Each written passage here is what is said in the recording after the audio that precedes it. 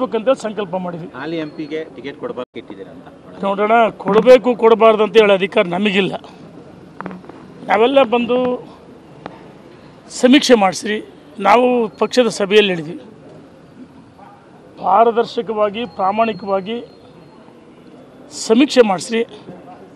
ಸಮೀಕ್ಷೆ ಒಳಗೆ ಯಾರಿಗೆ ಬರುತ್ತೆ ಅವ್ರಿಗೆ ಕೊಡ್ರಿ ಅಂತ ಹೇಳಿದೀವಿನ ಇನ್ನೊಬ್ರಿಗೆ ಕೊಡಬೇಡದಂತ ನಾವು ಹೇಳೋದಿಲ್ಲ. 5-6 ಜನ ಆಕಾಂಕ್ಷಿ ಪ್ರಬಲ ಆಕಾಂಕ್ಷಿ ಹೇಳಿದ್ವಿ, ನನಗೆ ಕೊಡ್ಬೇಕಂತ ಹೇಳೋದು. ಸಮೀಕ್ಷೆ ಮಾಡಿಸ್ರಿ, ಸಮೀಕ್ಷೆ ಆಧಾರದ ಮೇಲೆ ಕೊಡ್ರಿ ಅಂತ ಹೇಳಿದ್ವಿ.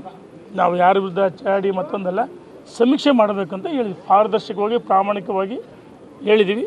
ಎಲ್ಲ ರಾಷ್ಟ್ರೀಯ ನಾಯಕರು ತೀರ್ಮಾನ ಮಾಡ್ತಾರೆ ಅಂತ ಹೇಳಿದರೆ ನಮ್ಮೆಲ್ಲ ಕಾರ್ಯಕರ್ತರ ಮುಖಂಡರ ಭಾವನೆಗಳನ್ನು ನಾವು 4 ಗೋಡೆ ಮಧ್ಯೆ ದಾವಣಗೆರೆ ಲೋಕಸಭಾ ವ್ಯಾಪ್ತಿ ಹರಪನಹಳ್ಳಿ ಒಳಗೊಂಡಿದ್ದೆ ಮತದಾರರ ಕಾರ್ಯಕರ್ತರ ಮುಖಂಡರ ಭಾವನೆಗಳನ್ನು, ಇದು ರೇಣುಕಾಚಾರ್ಯದು ಮತ್ತೊಬ್ಬರದಲ್ಲ, ಎಲ್ಲ ಮುಖಂಡರ ಭಾವನೆಗಳನ್ನು, ಮತದಾರರ ಭಾವನೆಗಳನ್ನು ನಾವು 4 ಗೋಡೆ ಮಧ್ಯೆ 4 ಗೋಡೆಗಳ ಮಧ್ಯೆ ನಮ್ಮ ನಾಯಕರಿಗೆ ವಿನಂತಿ ಮಾಡಿದ್ವಿ. ಸಂಜೆ ನಮ್ಮ ರಾಜ್ಯದ ಅಧ್ಯಕ್ಷ ಆದ ವಿಜೇಂದ್ರ ಯಡಿಯೂರಪ್ಪನ ಭೇಟಿ ಮಾಡ್ತೀವಿ, ಭಾವನೆಗಳನ್ನು ತಿಳಿಸ್ತೀವಿ. ನಾವು ಹಚ್ಬೇಕಂತ ಸಂಕಲ್ಪ ಮಾಡಿದ್ವಿ. ಹಾಲಿ ಎಂಪಿಗೆ ಟಿಕೆಟ್ ಕೊಡಬಾರ್ದು ಇಟ್ಟಿದ್ದೀರಾ ಅಂತ ನೋಡೋಣ, ಕೊಡಬೇಕು ಕೊಡಬಾರ್ದು ಅಂತ ಹೇಳೋ ಅಧಿಕಾರ ನಮಗಿಲ್ಲ. ನಾವೆಲ್ಲ ಬಂದು ಸಮೀಕ್ಷೆ ಮಾಡಿಸ್ರಿ. ನಾವು ಪಕ್ಷದ ಸಭೆಯಲ್ಲಿ ಹೇಳಿದ್ವಿ, ಪಾರದರ್ಶಕವಾಗಿ ಪ್ರಾಮಾಣಿಕವಾಗಿ ಸಮೀಕ್ಷೆ ಮಾಡಿಸ್ರಿ.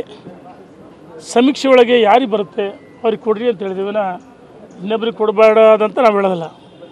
5-6 ಜನ ಆಕಾಂಕ್ಷಿ ಪ್ರಬಲ ಆಕಾಂಕ್ಷಿ ಹೇಳಿದ್ವಿ, ನನಗೆ ಕೊಡ್ಬೇಕಂತ ಹೇಳೋದು. ಸಮೀಕ್ಷೆ ಮಾಡಿಸ್ರಿ, ಸಮೀಕ್ಷೆ ಆಧಾರದ ಮೇಲೆ ಕೊಡ್ರಿ ಅಂತ ಹೇಳಿದ್ವಿ.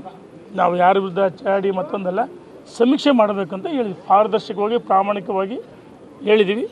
ಎಲ್ಲ ರಾಷ್ಟ್ರೀಯ ನಾಯಕರು ತೀರ್ಮಾನ ಮಾಡ್ತಾರೆ ಅಂತ ಹೇಳಿದರೆ ನಮ್ಮೆಲ್ಲ ಕಾರ್ಯಕರ್ತರ ಮುಖಂಡರ ಭಾವನೆಗಳನ್ನು ನಾವು 4 ಗೋಡೆ ಮಧ್ಯೆ ದಾವಣಗೆರೆ ಲೋಕಸಭಾ ವ್ಯಾಪ್ತಿ ಹರಪನಹಳ್ಳಿ ಒಳಗೊಂಡಿದ್ದೆ ಮತದಾರರ ಕಾರ್ಯಕರ್ತರ ಮುಖಂಡರ ಭಾವನೆಗಳನ್ನು, ಇದು ರೇಣುಕಾಚಾರ್ಯದು ಮತ್ತೊಬ್ಬರದಲ್ಲ, ಎಲ್ಲ ಮುಖಂಡರ ಭಾವನೆಗಳನ್ನು, ಮತದಾರರ ಭಾವನೆಗಳನ್ನು ನಾವು 4 ಗೋಡೆ ಮಧ್ಯೆ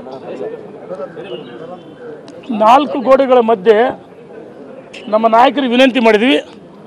ಸಂಜೆ ನಮ್ಮ ರಾಜ್ಯದ ಅಧ್ಯಕ್ಷ ಆದ ವಿಜೇಂದ್ರ ಯಡಿಯೂರಪ್ಪನ ಭೇಟಿ ಮಾಡ್ತೀವಿ, ಭಾವನೆಗಳನ್ನು ತಿಳಿಸ್ತೀವಿ. ನಾವು